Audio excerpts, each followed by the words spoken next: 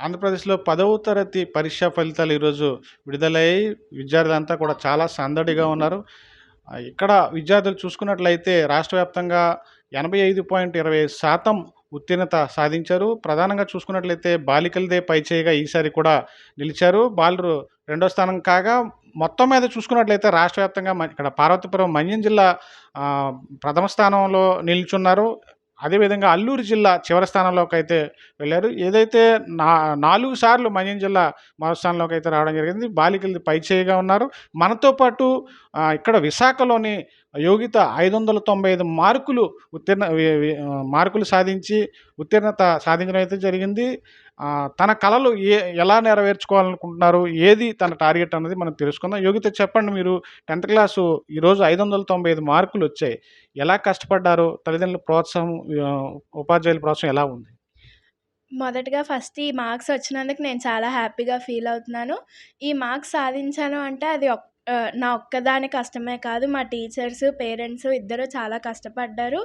Teachers మమ్మల్ని ఎప్పటికప్పుడు motivate చేస్తూ, మాకు అర్థం కాని విషయాలను అర్థమయ్యేంత వరకు చెప్తూ, మేము ఎప్పుడు ఏ డౌట్స్ అడిగినా వాట్సాప్ ద్వారా మెసేజెస్ చేస్తూ, ఏ విధంగా విసుగు ఏమీ లేకుండా మాకు ఓపికగా పాఠాలు చెప్పి, ఎన్నో ఎగ్జామ్స్ కండక్ట్ చేసి, మాకు ఎగ్జామ్స్‌పై ఉన్న భయాన్ని పోగొట్టి, మాకు నమ్మకాన్ని కలిగించారు. సో, మా టీచర్స్‌కి, అలాగే మా తల్లిదండ్రులకి నేను కృతజ్ఞతలు తెలుపుతున్నాను.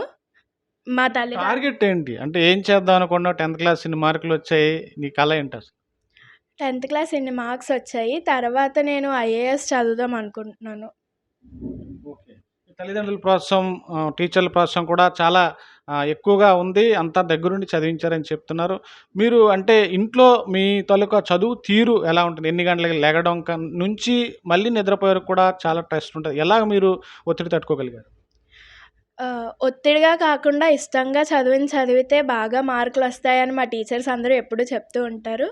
అందుకోసం ఎప్పుడూ అంటే చదువుని ఒక మంచిగా చూసుకుంటూ, దాన్ని ఇష్టంతో చదవడం వల్ల ఎక్కడ ఎలాంటి స్ట్రెస్ ఏమీ అనిపించలేదు.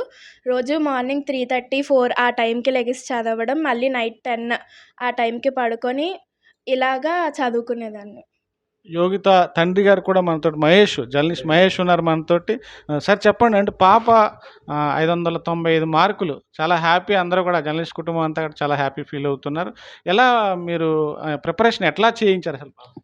ప్రిపరేషన్ అంటే వాళ్ళకి ఇంటి దగ్గర ఖాళీగా కూర్చునే టైం ఉండేది కాదు.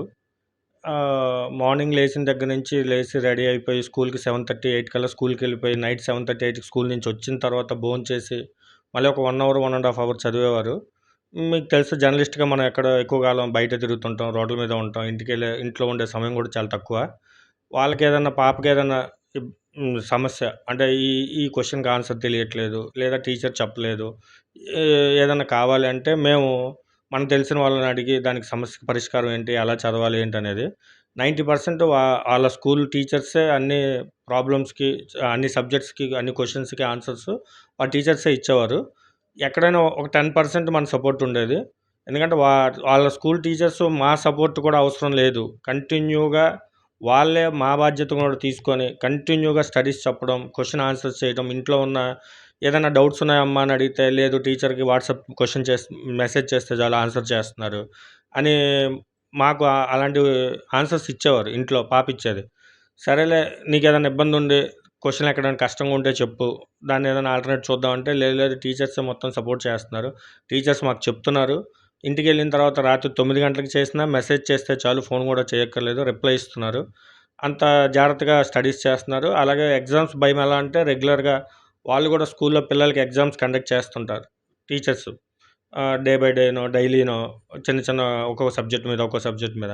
అదేంటి అంటే ఎగ్జామ్ మీద భయం పోవడానికి వీళ్ళు రాసే క్వెషన్ ఆన్సర్స్ తప్పులు, ఒప్పులు తెలుస్తాయి. ఈరోజు ఒక క్వెషన్ తప్పు చేశారనుకో, రేపు మళ్ళీ అదే సబ్జెక్ట్ మీద ఒక వారం తర్వాతో, 10 రోజుల తర్వాతో మళ్ళీ వాళ్ళకి టెస్ట్ పెడితే ఆ ఆన్సర్‌ని సరిదిద్దుకునే విధంగా టీచర్స్ వాళ్ళకి ఎక్కువగా ఎగ్జామ్స్ పెట్టి ట్రైన్ చేసి, టెన్షన్ లేకుండా హ్యాపీగా ప్రశాంతంగా వీళ్ళు ఫైనల్ ఎగ్జామ్స్ వచ్చిన తర్వాత కూడా ఏమన్నా టెన్షన్ పడ్డారా అంటే, లేదు నార్మల్‌గానే ఉన్నాం, స్కూల్‌లో అలవాటైపోయింది మాకు ఎగ్జామ్స్ ఎక్కువగా రాయించడం వల్ల అని అంత క్లియర్‌గా చెప్పడం వల్ల మేము సాటిస్ఫై అయ్యాం. కాకపోతే మేము 600 వస్తాయని ఎక్స్‌పెక్ట్ చేసాం.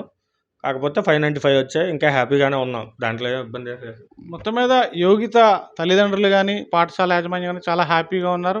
యోగితకి 595 మార్కులు వాస్తవానికి 600 మార్కులు సాధించాలనే ఒక కష్టపడి, ఒక తపనతోటి చదవడం అయితే జరిగింది. ఐఏఎస్ చదవాలనే యోగిత కోరిక నెరవేరాలని చెప్పేసి మనం జీటీ ఇండియా న్యూస్ తరపున కూడా కోరుకుంటున్నాము. కెమెరామెన్ స్వామితో Sridhar, GT India news, Visakhapatnam నుంచి.